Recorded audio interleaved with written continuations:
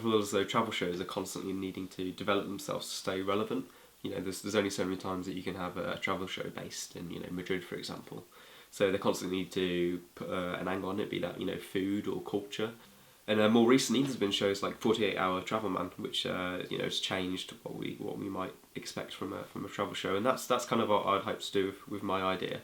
And it's essentially putting a twist on the kind of like the backpackers experience. So you've got shows like Sunsets and Suspicious Parents, which is basically kind of highlighting that kind of culture of young people that go travelling and get really drunk, whereas there's kind of a massive gap in the market for young people that don't go to those kind of places, that actually go backpacking.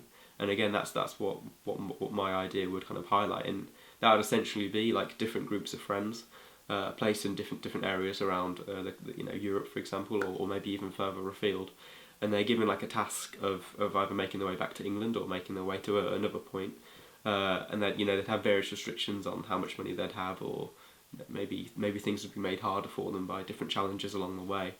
Because from my experience of backpacking, that's actually the best most memorable parts of the trip is when you run out of money and your back's up against it, or you get lost, or you know, these kinds of things.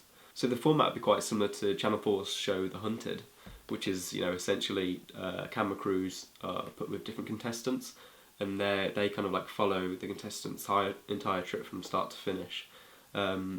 And also, like The Hunted, you know, all the contestants aren't necessarily gonna get to the end. They're probably gonna give up halfway through. So what would the audience be for a show like this? I think it'd actually be quite wide, because there really isn't that much content that's, you know, backpacker based. Even though, you know, quite a big chunk of young people, that's how they choose to travel. So I feel like anything from maybe the age of 16, due to the humour of the show, would be maybe up to about 26 or something.